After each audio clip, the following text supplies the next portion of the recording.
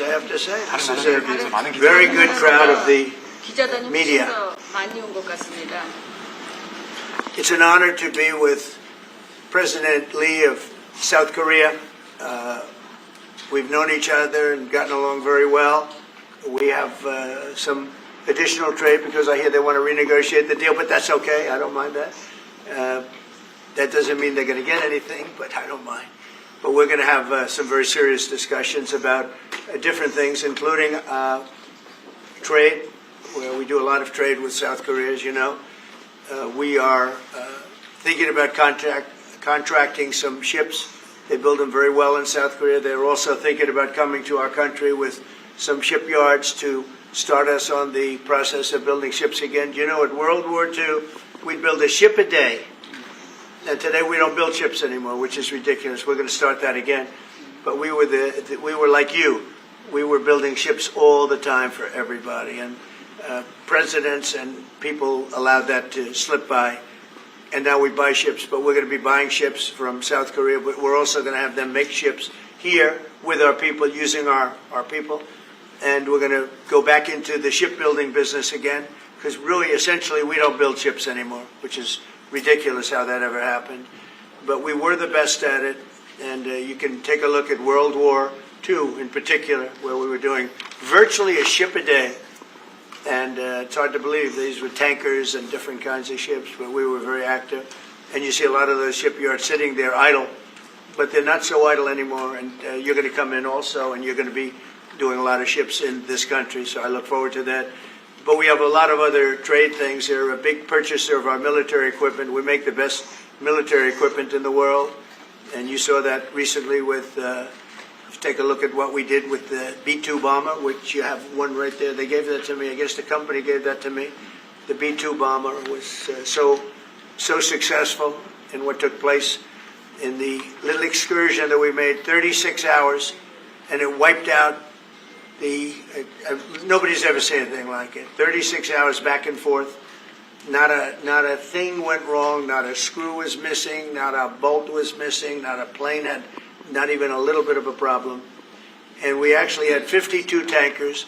We had many planes, but you know, you looked at the B-2, the way they handled that. Every single bomb hit its target. So they understand that we make the best military equipment in the world, and South Korea is a big buyer of military equipment, and we're going to talk about that also. And we have many things to talk about, and I look forward to it, and it's a great honor to be with you, and congratulations on your election. That was a big one, and we're with you 100%. Thank you. 네, 이재명 대통령님, 오늘 백악관에 오신 것을 진심으로 환영합니다. 우리 그 양국 정상들 사실 서로 잘 알고 있습니다. 지금까지도 잘 지내고 있습니다.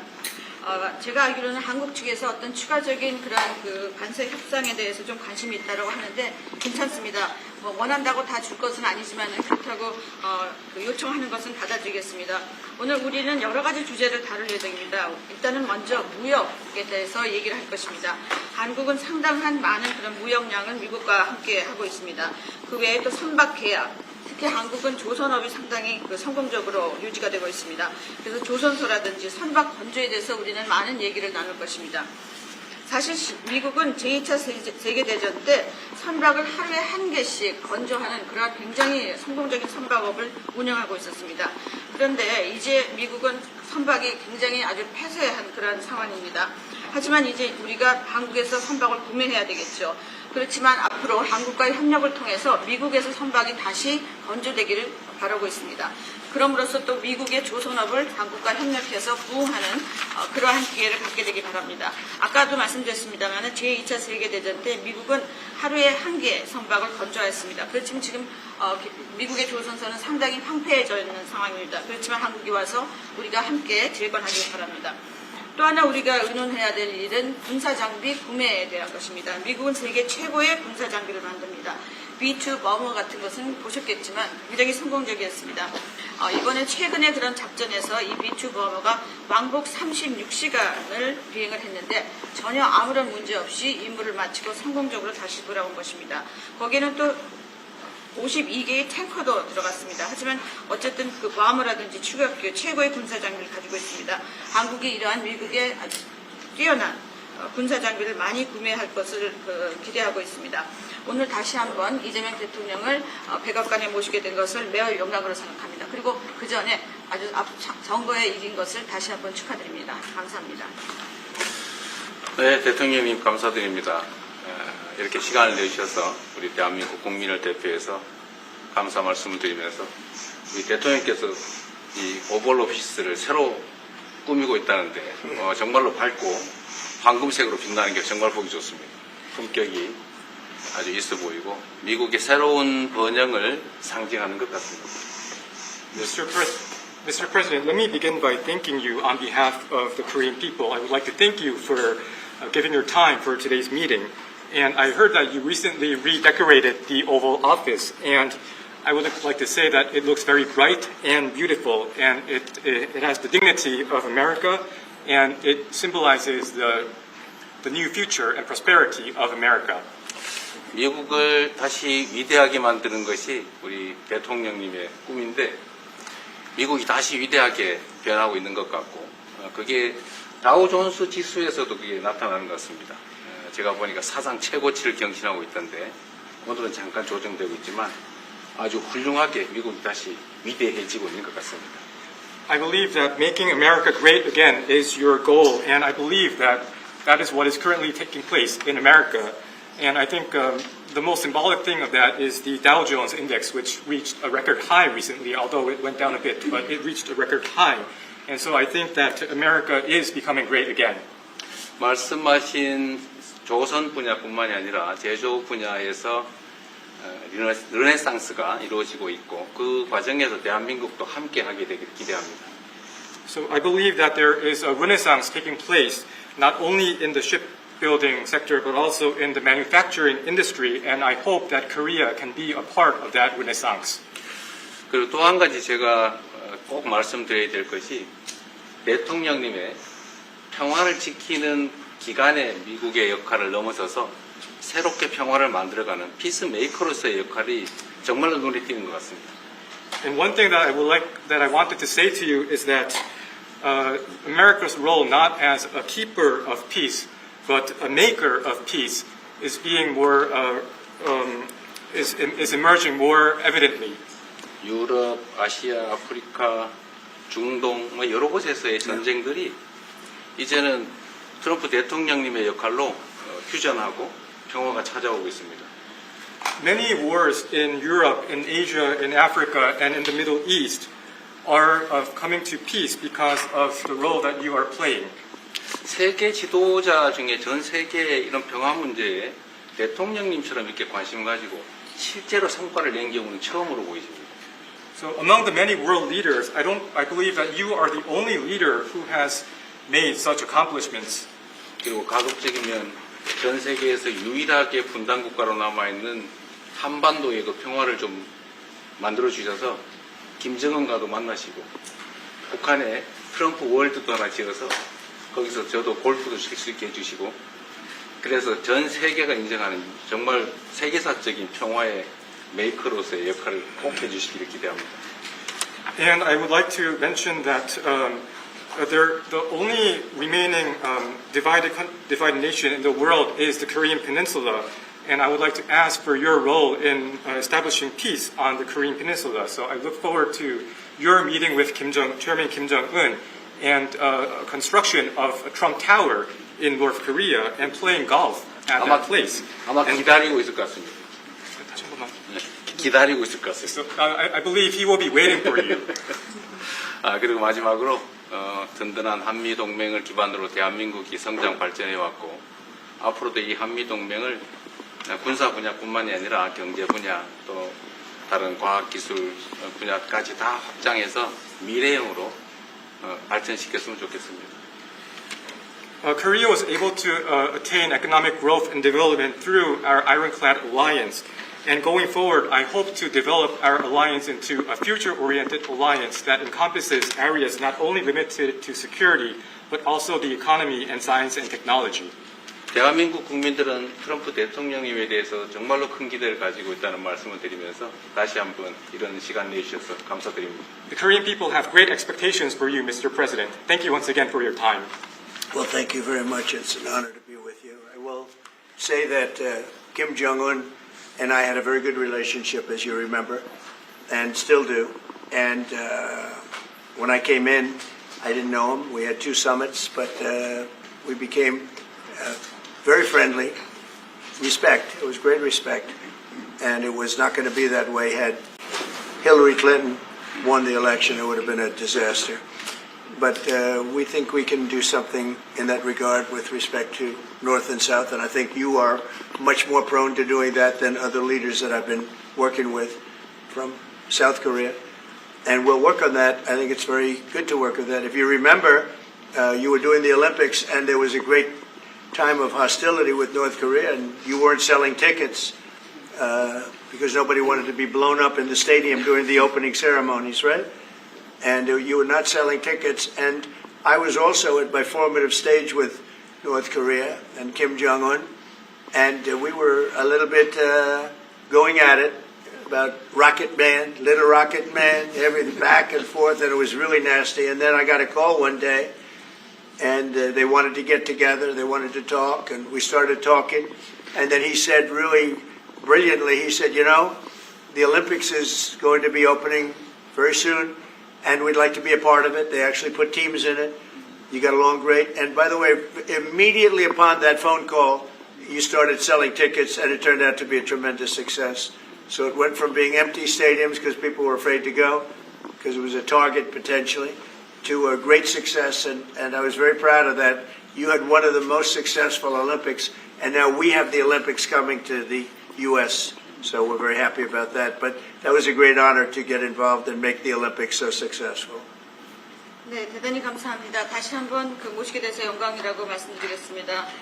제가 김정은 위원장과 굉장히 좋은 관계를 가지고 있습니다. 그리고 현재도 매우 좋은 관계가 있습니다.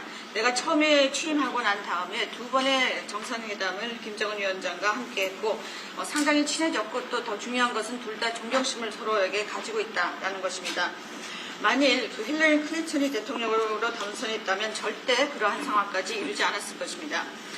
제가 보기에는 이재명 대통령께서 한국의 어느 지도자보다도 북한에 좀 더 문제를 해결하고자 하는 의지가 있는 그러한 대통령이라고 생각합니다. 그래서 어쩌면 우리가 함께 노력한다면 어느 정도 진전이 있을 수도 있겠습니다.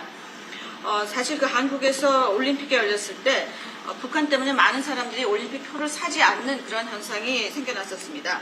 그런데 김정은 위원장이 그때 사실은 김정은 위원장과 초기에는 제가 별로 사이가 좋았던 것은 아닙니다. 서로 라켓맨이라고 부르면서 주고받는 그러한 그 해프닝도 있었습니다. 그런데 어느 날 통화를 시작하게 되었고 통화를 하면서 그가 얘기를 했습니다. 한국에서 올림픽이 곧 열리는데 우리 그 북한도 참가하겠다. 그렇게 얘기를 했습니다. 그리고 그 통화 직후에 올림픽표가 많이 팔리기 시작했습니다. 그리고 한국의 올림픽은 올림픽 역사상 가장 성공적인 올림픽으로 지금 기록되고 있습니다. 또 우리 미국도 곧 올림픽을 주최할 예정입니다. 그래서 우리도 미국에서 성공적인 그런 올림픽을 주최할 계획을 가지고 있습니다. 김정은 위원장 말씀을 하셔서 그런데 사실 대통령님 덕분에 이 북한하고 이 한반도 관계가 매우 안정적이었습니다. 그런데 사실 그 이후 대통령께서 미국 정치에서 약간 물러서 있는 그 사이에 사실은 북한의 미사일도 많이 개발됐고 핵폭탄도 많이 늘어났고 진척된 것 없이 한반도 상황은 정말로 많이 나빠졌죠. Mr. President, you mentioned about Chairman Kim, and thanks to your efforts when you were in office during your first term, the situation on the Korean Peninsula was stable. But during the hiatus where you were out of office, North Korea developed further its nuclear and missile capabilities, and that led to a deterioration on the situation of the Korean Peninsula. And they wouldn't have done that. They would not have done that if I were president. That 내가 was not going to 만약에 happen. 대통령이 당선되었다면 그런 일이 일어나지 않았을 것입니다. 전적으로 공감합니다. I completely agree with you. 그래서 지금 얼마 전에 김여정이 미국과 저를 비난하는 발언을 할 때도 대통령과 김정은 위원장의 특별한 관계에 대해서는 의심하지 않는다 이런 표현을 했습니다. 기다리고 있다는 뜻으로 보여졌습니다. So when Kim Yo-jong, the deputy director of the Workers' Party of Korea, issued a statement denouncing South Korea, she mentioned about the good relation, the not bad relationship between you and Chairman Kim Jong-un, and I believe that this is a sign that North Korea is waiting. 한반도의 평화의 세기를 꼭 열어주시기 바랍니다. So I hope that you will usher in a new era of peace on the Korean Peninsula. I will do that, and we'll have talks. He'd like to meet with me. He didn't want to meet with Biden because he had no respect for Biden, but we look forward to meeting with him, and we'll make relations better. You'll help that. You had a lot of leaders. I've gone through a lot of leaders in South Korea. You know, it's been quick. You'll be there for a long time. But we, in the various leaders that I've dealt with, they were not approaching it properly, in my opinion, having to do with North Korea.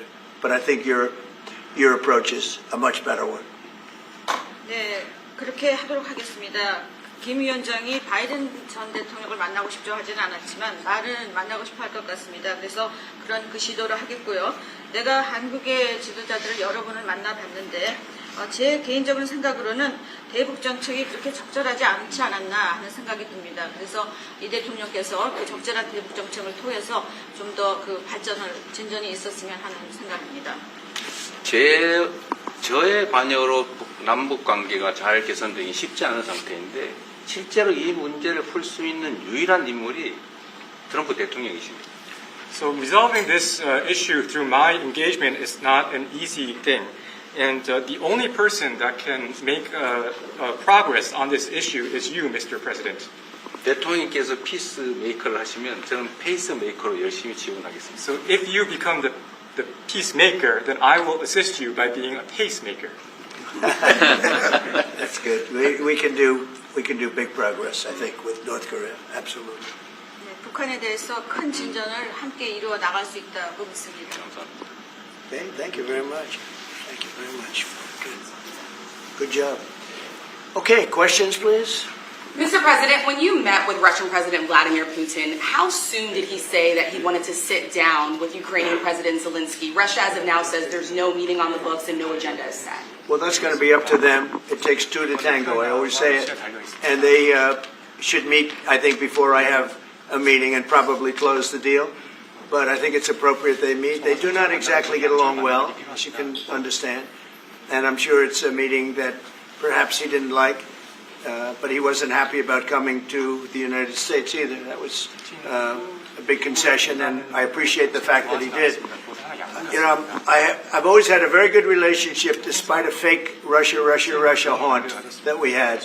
But we've always had a great relationship, very good relationship, strong relationship with Russia. That's a good thing, not a bad thing, by the way. That's a very good thing. And it's good to get along with Kim Jong-un, and it's good to get along with everybody, including President Lee. It's good to get along, and I get along with the foreign leaders. You see that with the biggest group of foreign leaders that we've ever had. Don't forget the European Union was here also representing a large group of countries just recently. So I believe that we're going to get that war straightened out. We're going to get it done. I don't know that they'll meet. Maybe they will. Maybe they won't. They'd like me to be at the meeting. I said, you guys ought to work it out. It's between you. It's not us. Now, in the meantime, we're not spending any money on, as you know, on Ukraine. We're selling military equipment to NATO. NATO now is taking in, excuse me, NATO now is taking in a large amount of money from the countries. They're taking in 5% of GDP versus 2%. They're paying the 5%. They never paid the 2%, most of them or a lot of them. NATO has a lot of money. We are selling military equipment to NATO at full price, and NATO's distributing that equipment to wherever they are. I mean, perhaps to Ukraine. So NATO's working with Ukraine. Biden was giving hundreds of billions of dollars, just willy-nilly, just giving money. He had no idea where it was going. It was terrible what was happening. So we're not involved anymore in terms of the cost. We're in for $350 billion. As you know, I also got the rare earth deal done with Ukraine, which was worth much more than the $350 billion. But I'm not interested in the money so much, even though we've done a great job in that regard. I'm not interested in that. I'm interested in stopping a war where last week 7,109 soldiers died, both Russian and Ukraine. It's such a waste of life and humanity. They're not from this country. They're not from any other country other than Ukraine, for the most part, other than Ukraine and Russia. But it's a very important thing to me to stop it. I stopped 7 wars that were raging, one for 31 years, the Congo, and as you know, Rwanda, one for 35 years. I don't have to go into them. You know the list better than I do. But we stopped a lot of wars, including, you think about it, India and Pakistan, which was probably 2 weeks away from being a nuclear war. They were shooting down airplanes all over the place. So I'm very proud of that. I thought this would be, in many ways, the easiest way. I have a very good relationship with Putin. I thought it would be the easiest one to stop, and it's really not. It's very complex. It's very personal from their standpoint. There's tremendous dislike personally between the two men, and we're going to have to straighten that out. But I would like to see them meet first. They'd like me to be there. I may be there. I may not. I'll see. But I wanted them to work out their differences first, because it is ultimately between them. And when that happens, I think we'll get an end. Mr. President, maybe they don't. How long are you willing to let this play out? And if they don't meet, will there be consequences? And how soon for Russia? Yeah, there could be very big consequences, but we'll see what happens. There might be very big consequences, because this is something that has to end. This war would have never taken place, and for 4 years it didn't take place. But if I were president, this war would have never taken place. There has not been a war like this since the Second World War. This is the biggest thing that's happened in terms of warfare, wars. It's a whole new form of fighting. It's a drone fighting. It's a drone war. No, a drone war never existed before. And we're actually studying it from the standpoint of Pete Hegseth and everybody. We're studying it and studying it very carefully. This is a whole new form of war, but it's a violent war, and there has been nothing like this since the Second World War. So we'll see what happens over the next week or two, and at that point I'll step in very strongly, and if I have to be there, I'll be there. And we'll either have a deal or we won't. But a lot of people are dying, and I want to get us... Mr. President, Kim Jong-un wants to meet. When do you want to meet with him? With who? You said the North Korean leader wants to meet. How soon would you? Yeah, we want to have a meeting. I like to have a meeting. I got along great with him. You know, you were there. We even had a press conference. He had his first press conference. Kim Jong-un had a press conference. This was a little different press conference. I said, have you done a press conference before? No. And you know what? He did great. It was a great press conference, actually. It was historic. I doubt he's done one since. But I said, would you like to meet the fake news?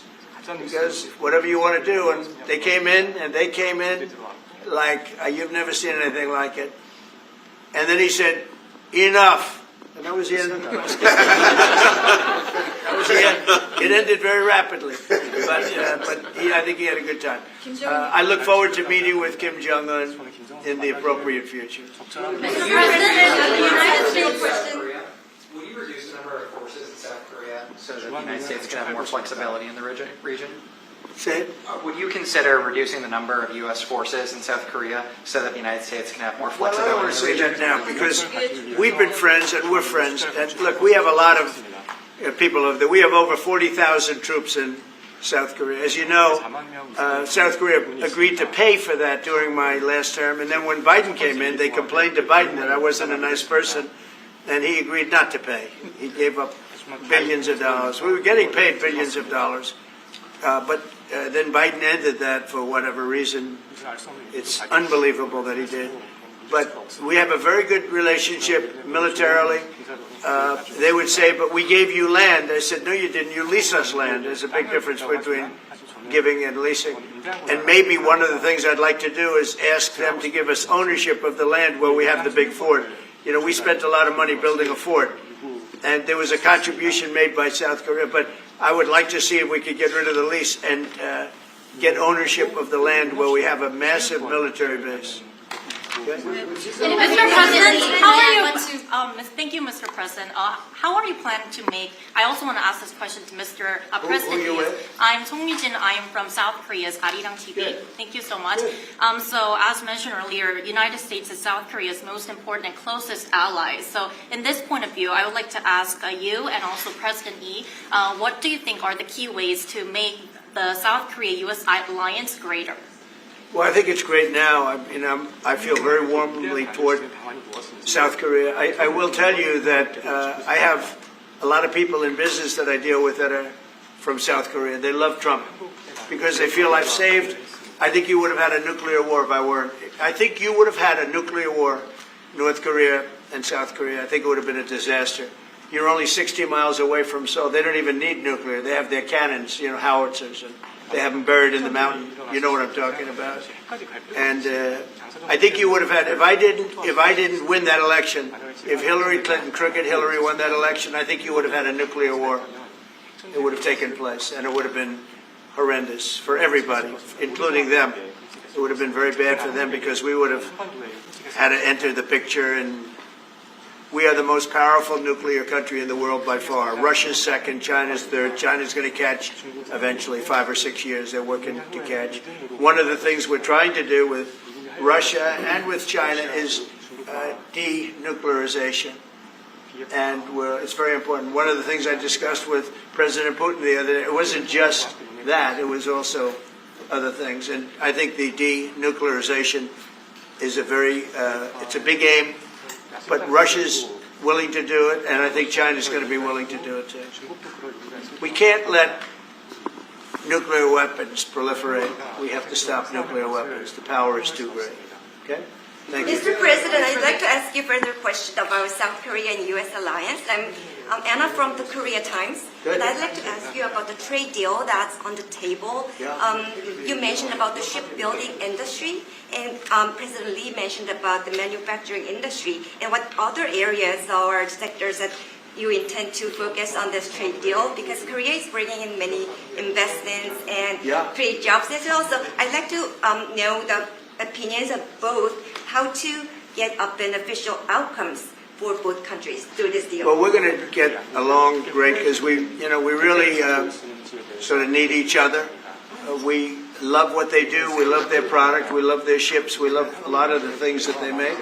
And they love what we have. We're dealing with them on Alaska having to do with the oil. You need oil and we have it. So we have a big advantage in that way. We have more oil and gas and coal and energy than any other country in the world by far. No, for whatever reason, God was very good to us. He gave us the greatest. We didn't use it. We started to use wind. Wind doesn't work.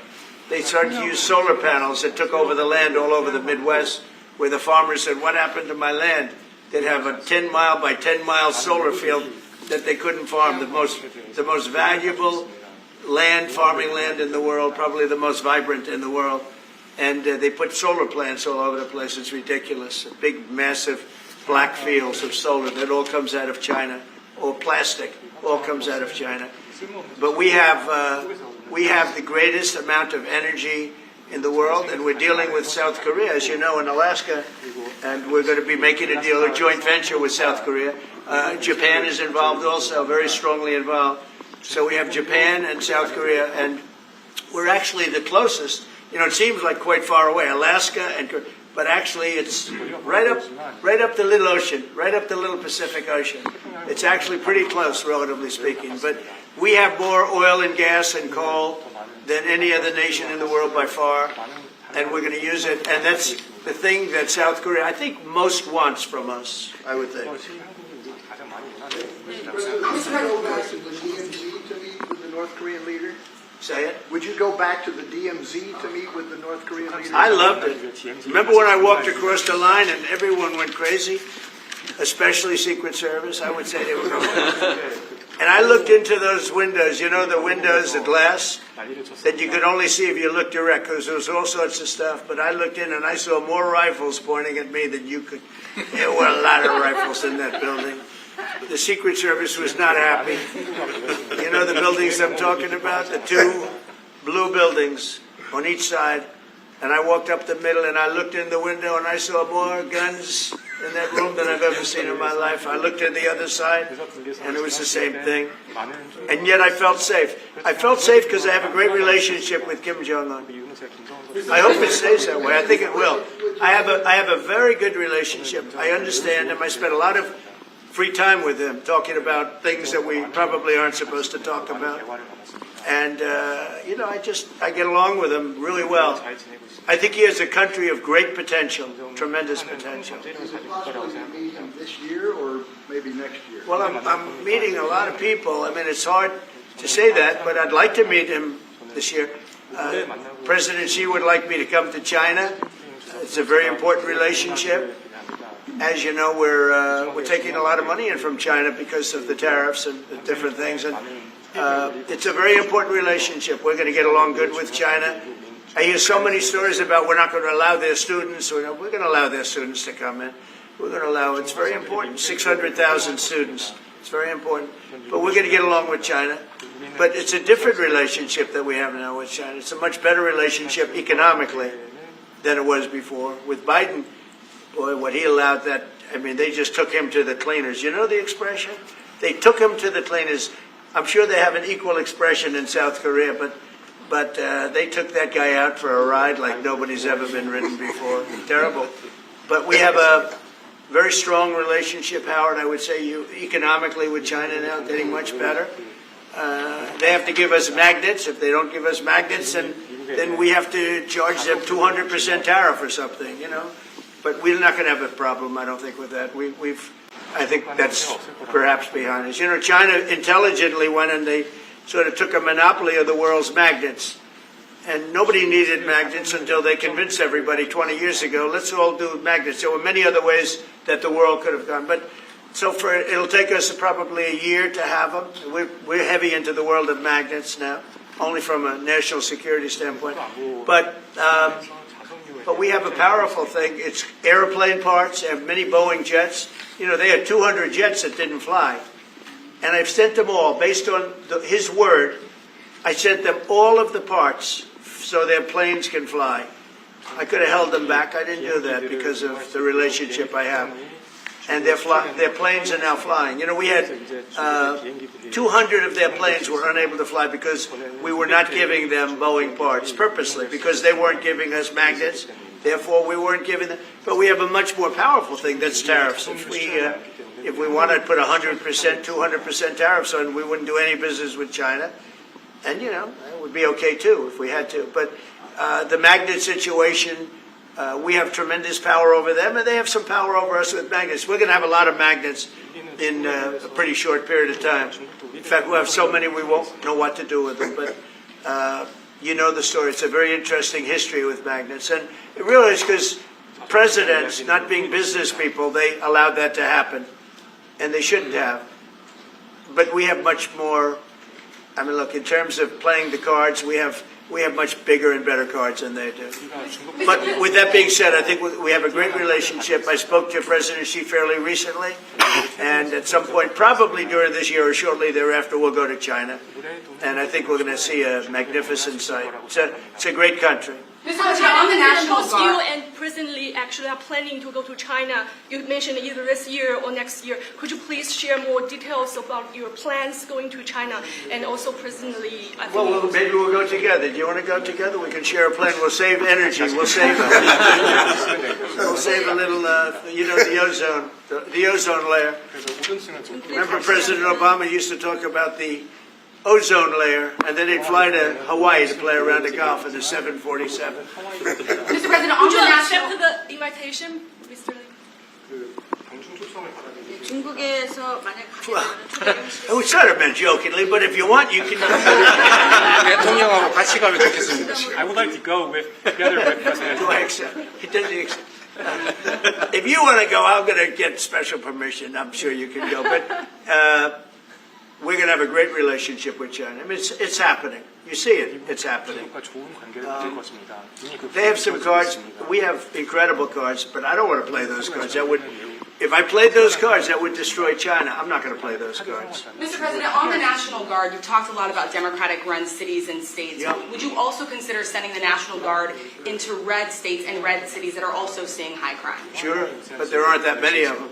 If you look at the top 25 cities for crime, just about every one of those cities is run by Democrats.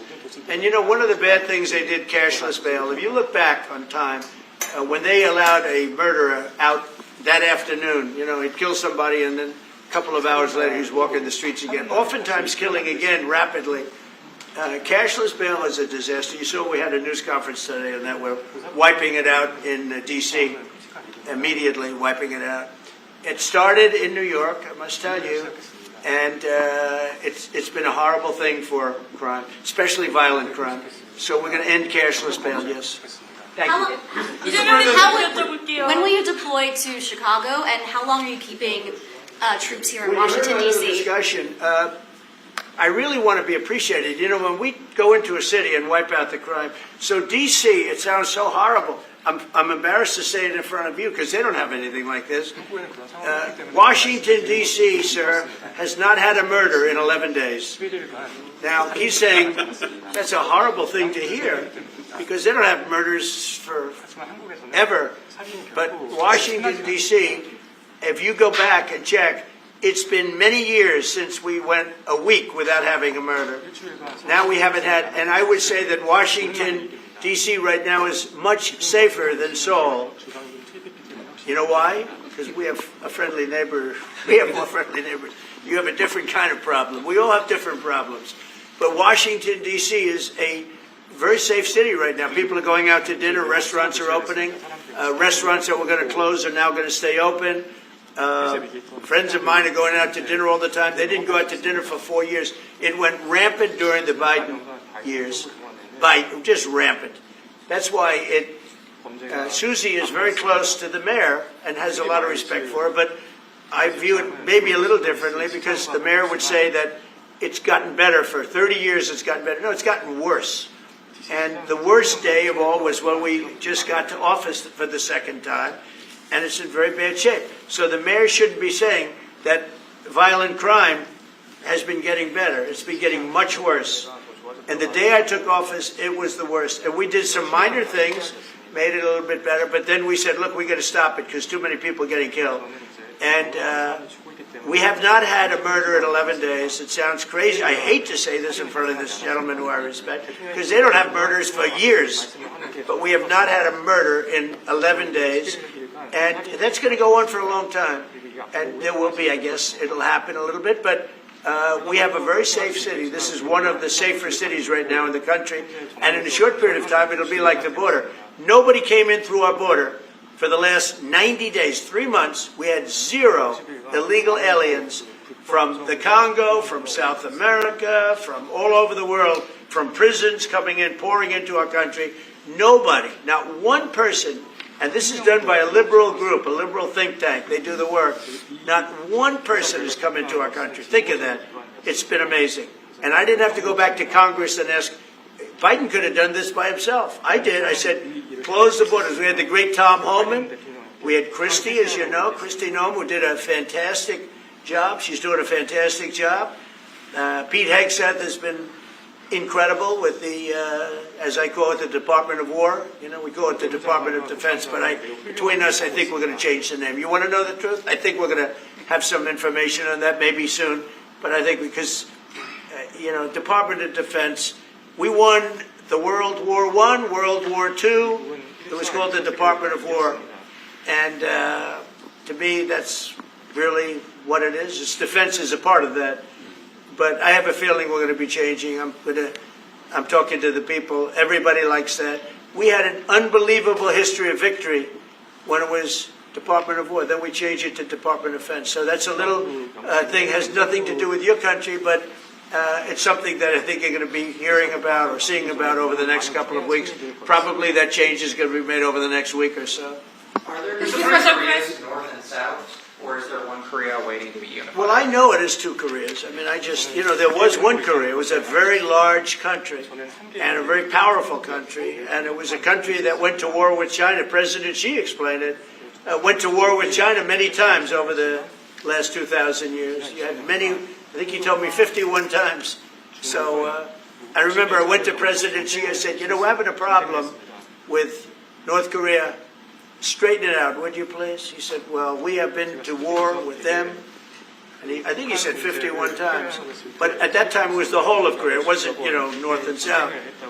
And after he explained it, I said, all right, not going to be that easy. I guess you're right. But, you had one Korea, and it was a very big, powerful nation. Now you have two big, powerful nations, but you have essentially a wall in between. Mr. President, can you elaborate good comments, the post and comments you made on South Korea early this morning, like raids on churches, going into U.S. military base, purge, revolution. How do you think about it? I just 이재명 heard, 대통령께도 yeah. 질문드리겠는데요. 저희가 이제 빛의 혁명이나 이게 내란 사태 극복하는 과정에서 이런 이제 좀 Right, I heard from 말씀하신 것 같은데 Intel. 그 부분 설명해 주시면 좋을 것 같아요. I heard from Intel that there was a raid on churches. We're going to talk about that later. I haven't spoken about it yet, but when we meet, and that would be too bad if that's the case. But I did hear that from Intel, that there was a raid on churches, closing some churches. So we'll talk about that later. I could ask you now if you want. Mr. President, what conversation? Wait a minute, if you'd like, because it didn't sound to me like South Korea. 내란 극복 과정들에 저희들이 간단하게 말씀을 드리면 지금 대한민국은 아시는 것처럼 친위 쿠데타로 인한 혼란이 이제 극복된 지 얼마 안 된 상태고 그 내란 상황에 대한 국회가 임명하는 국회가 주도하는 특검에 의해서 사실 조사가 진행 중입니다. 물론 저의 통제하에 있지는 않지만 하여튼 대한민국 검찰이 하는 일은 검사하는 일은 팩트 확인, 팩트 체크인데 미군을 직접 수사한 게 아니고 그 부대 안에 있는 한국군의 통제 시스템이 어떻게 작동했나를 확인한 것 같습니다. 나중에 좀 더 자세히 설명을 드리도록 하겠습니다.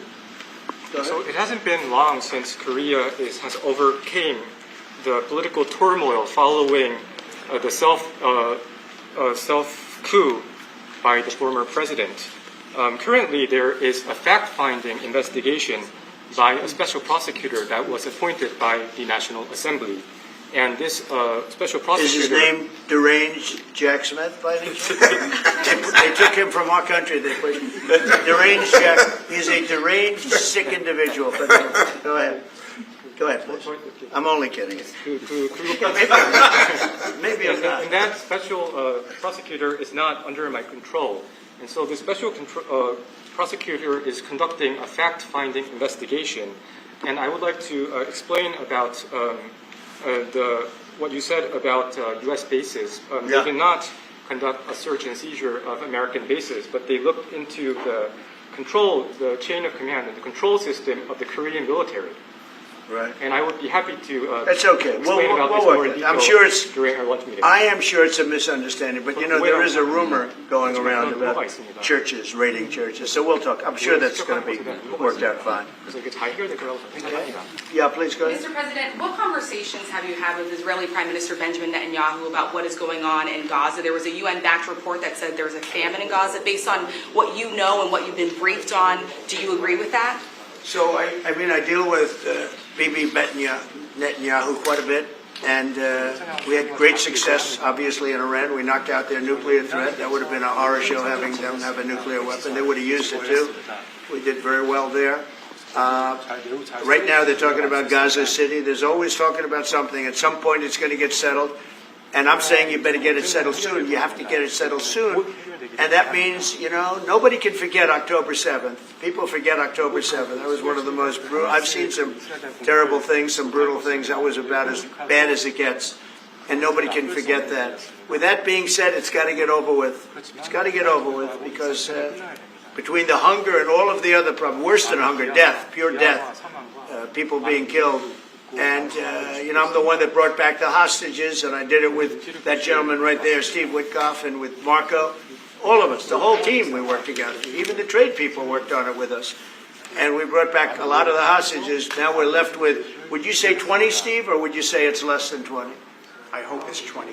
He hopes it's 20 because some could be dead. That's what he means, I assume. Yes. So we have 20, but there's rumors that some could be dead. It's a terrible situation over there. Terrible, terrible situation. But it's coming to a head. It's coming to an end. We are sending, we sent $60 million of food over there just recently. And I don't even know if people know it. We distributed ourselves. We're giving a lot of food, spending a lot of money on food, getting it over there. We have a lot of food. We have a lot of oil, and we have the greatest farmers in the world. So we have a lot of food, but we're sending a lot of it over to Gaza, and we're feeding a lot of people. But with all of that being said, it's a lot of people to feed. And I think that we will have, within the next 2 to 3 weeks, you're going to have pretty good, conclusive a conclusive ending. And it's a hard thing to say because they've been fighting for 가질 수 있을 거라고 생각합니다. thousands of years. If you want to know, that's been a hotbed forever. But I think we're doing a very good job. But it does have to end. But people can't forget October 7th either. Do you plan to attend APEC summit to be held in A Korea? summit in South Korea? Yes, South Yeah, I'd Korea love in to. November. I'd love to. Last time I spoke in front of your parliament, and I love doing that. Beautiful respect they had for our country, and a beautiful room. I remember how beautiful it was, and I enjoyed doing it. No, I could see going. I think I'm going for a trade meeting to South Korea pretty soon. You're hosting a trade meeting, so I can sneak away from that trade meeting, and we'll go and do something for the president if he'd like me to do that. Okay? But so we'll be going there fairly soon. 그래서 가까운 시일 내에 할 것입니다. If you attend, then it's good chance to meet up Kim Jong-un again, or maybe Xi Jinping. Then how do you think of it? You mean set them up together? Yes. That'd be interesting. We'll arrange a meeting between you and Kim Jong-un. Would you like that? That's a very tough question right now. I don't know where that question is leading. Anyway, look, I get along great with Kim Jong-un, and if whatever I can do having to do with South Korea and getting people together, you should get together, right? Mr. President? Yes, ma'am. Beautiful Yes. smile. Yeah. All right. And then she'll turn out to be the worst one in the room. Can I ask about Masca project? Masca project. Great again. Yeah. Oh, yeah, sure. Yeah. We're going to do that. Yeah. I think we're going to do that very strongly. We're going to have a big, within a period of, it takes a while. That's a hard one to start. Some companies you can start easily.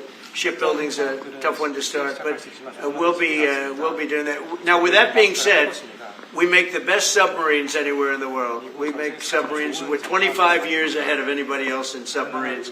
So we do that, we do that. But we really gave up the shipbuilding industry foolishly many years ago. But we're gonna start it up again.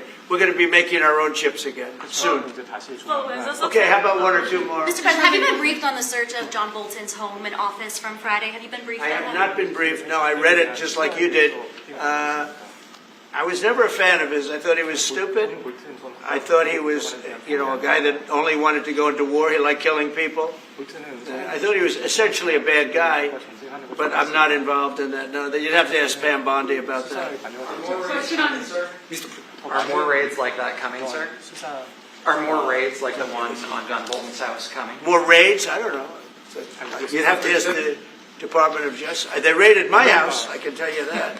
They did a big raid on my house. They took away everything that wasn't pinned down, and they took away some of that too.